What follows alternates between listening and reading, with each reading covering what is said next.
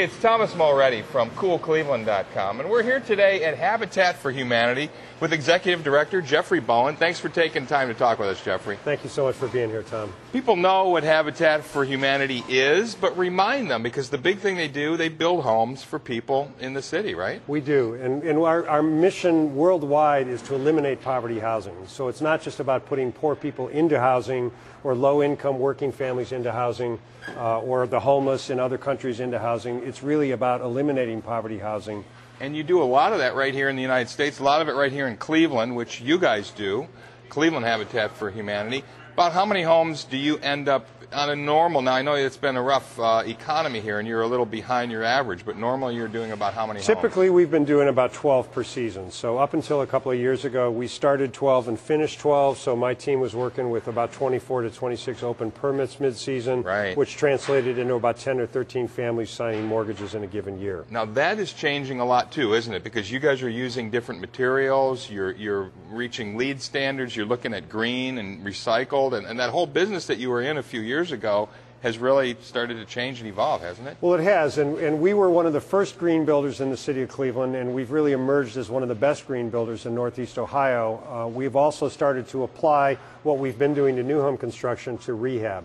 We successfully finished a green rehab in the Detroit Shoreway neighborhood with excellent metrics, and one that we did in collaboration with a number of organizations to really set the stage for us to do rehab in the upcoming years to the same green standard that we've been applying to new home construction. So this is an important shift, because in the past it was just build these single-family homes for one family, and you did a great job of it, but now you're looking at, we got plenty of homes around here. Maybe what we need to really focus on is rehabbing old property, and you're going to retain a lot of the energy. It's going to be a more energy efficient project, is it not? Absolutely. And when you talk about the cost of doing a project, and it's not cheap to rehab, to do a complete gut rehab to a high energy efficiency standard, right, on an existing structure. But there still are existing materials. You're not putting in a new foundation. You're not, using all new lumber. Right. So there's a huge carbon footprint reason to do that. There's a cost effectiveness to do that. And at the end of the day, it's just the right thing to do, because it gives us the ability in the long haul to put more families into home ownership through the Habitat program at a lower expense while taking advantage of existing materials. One of the newer programs that you have is ReStore, which is the store that we're in right now, where you've got all kinds of tools, building materials that people have donated, that corporations have donated. And who uses this stuff? Who can come and access and purchase these at very reasonable cost? Well, Tom, this is one of the beautiful things about ReStore, and this is really why we put this program together with Cleveland Foundation, Gun Foundation, Neighborhood Progress Incorporated, and the other folks that came together to help us do this. Solid Waste District, Ohio Department of Natural Resources, all of these organizations provided significant funding to help us create a magnet for materials. This is the place where if you're building a home, if you're renovating a home, if you're fixing a Section 8 apartment, if you're fixing your own apartment, your own home, this is the place where you can buy the materials and the tools that you need at incredibly deep discounts. Typically, the material that we're selling here is anywhere from 50 to 75% off of normal retail, and in many cases, it's brand new product. And where do these come from? Because we're looking at everything from entire pieces of furniture to tools, the whole wide range. Where do you get this from? Do you need folks to donate their old items? Absolutely, and you can drive to ReStore on West 110th Street, ring the doorbell, somebody will open the garage door, come out and help you offload your truck or your trunk. We can do from a tractor trailer delivery with forklifts to just an average citizen bringing a few items in the trunk of their car, quickly and efficiently unload into our intake area, and then that material comes back out here where it's priced and sold to the community. What specifically are you looking for? What are the most highest in demand items or tools that we're saying Christmas is coming up, or a birthday or what have you, and you may get a new tool or something? What are you going to do with the old one? You could donate it here. What other items are you looking for? Absolutely.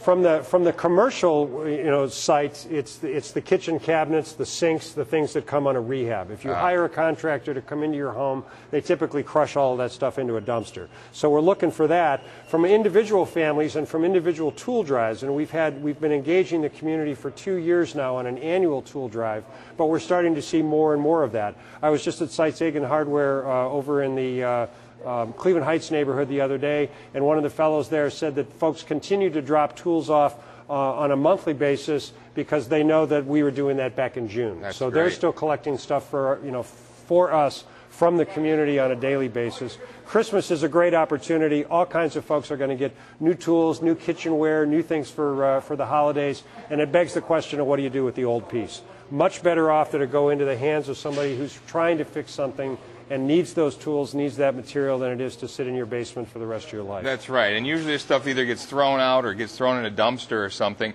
You also need people to actually just help, do you not? You need volunteers. You need folks to come and work ReStore and help you with Habitat's work. We really do. And right now we're really looking for drivers. We need, and anybody with a driver's license can come and help.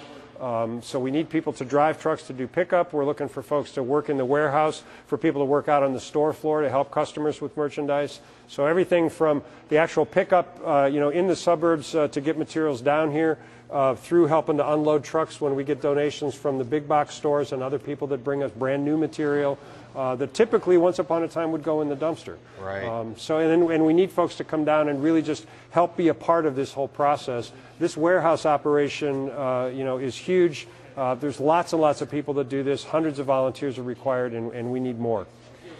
You're also in extra need because of the economy, because of funding situation for nonprofits like yourselves, because of the sort of slowdown in the construction here, and so you're getting less of those donated materials probably from old sites.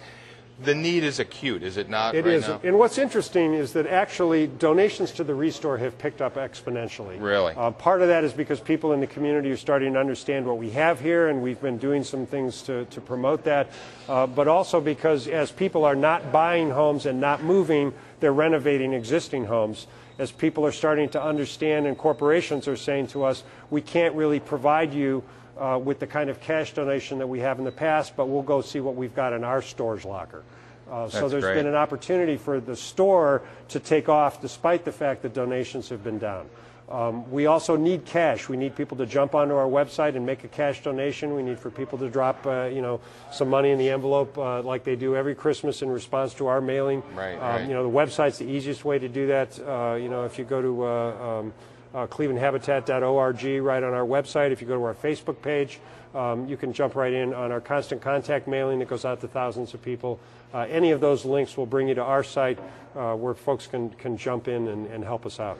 Well, thank you so much for taking time, Jeffrey. It's a great program here. I think a lot of people have heard of Habitat, but they didn't know all the things you did. Hopefully we've helped them here, and hopefully we've helped a lot of people in the region and in the city become more sustainable, get them in some sustainable living situations.